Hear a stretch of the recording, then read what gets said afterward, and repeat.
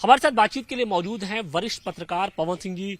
पवन जी, मुख्तार अंसारी ने अपनी हत्या की साजिश का आरोप लगाया। उसका ये कहना है, कोर्ट में उसने बाराबंकी कोर्ट में कहा कि जो सरकार है वो उसे स्लो पॉइजन दे रही है, खाने में जहर मिलाया जा रहा है ताकि धीरे धीरे ये जहर मतलब एक तरीके से उसके शरीर में काम भी करने लगा और उसकी वजह से उसकी तबीयत लगातार खराब होती जा रही है।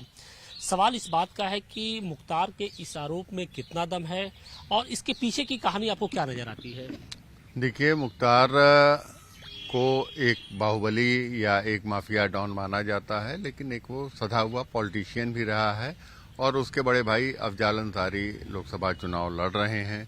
तो इसे ये माना जा सकता है कि सोची समझी रणनीति के तहत इमोशनल कार्ड अपने मतदाताओं तक मैसेज देना कि हमको खत्म किया जा रहा है, हमको समाप्त किया जा रहा है।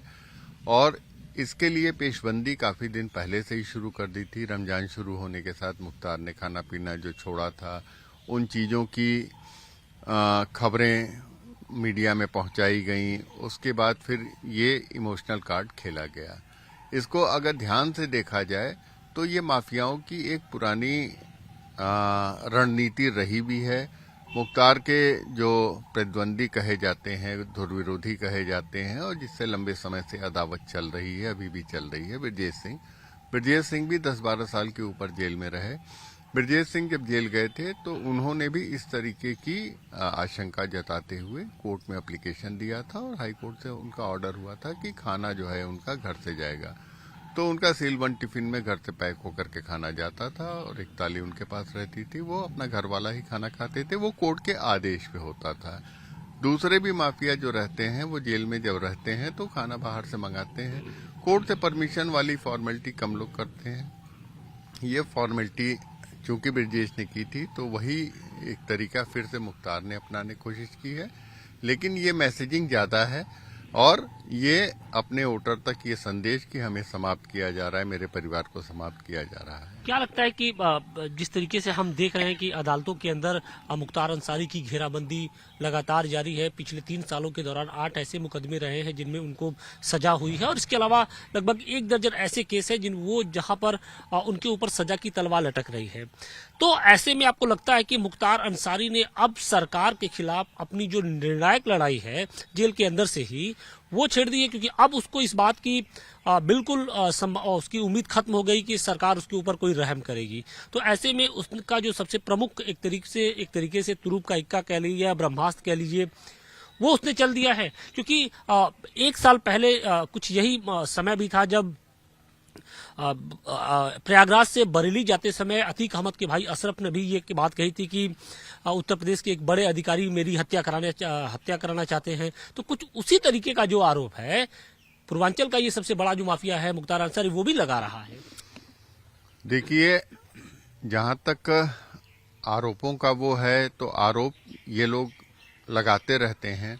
मुख्तार अंसारी की केस हिस्ट्री को देखिए ना। मुख्तार अंसारी अगर जेल में गए थे तो अपने मर्जी से गए थे, वो जमानत तुड़वा के गए थे और एक उसके बाद कृष्णानंद राय हत्याकांड हुआ का आरोप यही है कि साजिश के तहत इनको हत्या करवानी थी, इसलिए वो गए थे।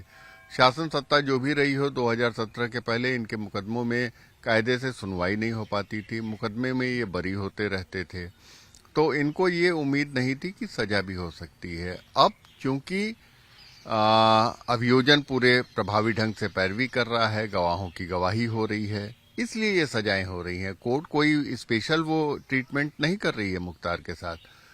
न्यायिक प्रक्रिया के तहत जो चीजें आवश्यक होती हैं वो आवश्यक चीजें उपलब्ध इस सरकार ने करा दी हैं। गवाह अगर मजबूती से गवाही दे रहे हैं, अभियोजन प्रभावी पैरवी कर रहा है, तो मुख्तार का तो ये क्लियर हो चुका है कि अब उनको जेल की सलाखों के बाहर नहीं निकलना है।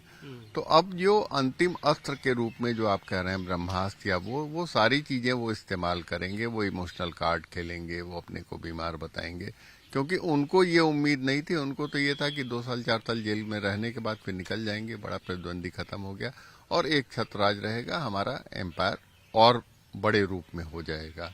अभी पूर्वांचल से यूपी लेवल तक के वो थे, इंटर स्टेट माफिया के रूप में पुलिस रिकॉर्ड में ही हैं, वो देश के बड़े माफिया हो जाएंगे। लेकिन ऐसा हुआ नहीं। 2017 में जब से योगी जी की सरकार आई है तब से शिकंजा लगातार कसता हुआ देख करके ये चीजें सिर्फ मुख्तार ही नहीं, पूरे परिवार की ओर से। आप अफजाल जी से बात कीजिएगा, सांसद वो रहे हैं, फिर चुनाव लड़ रहे हैं, तो वो भी इसी तरीके के उनके वो रहेंगे। उनके बेटे अब्बास से बात कीजिएगा तो पूरे परिवार की टोन एक ही मिलेगी कि हमको सताया जा रहा है, हमको वो किया जा रहा है। लेकिन इतने मुकदमे रहे हैं, इतने वो रहे हैं, तो उन लोगों को अब पीड़ितों को इंसाफ मिल रहा है।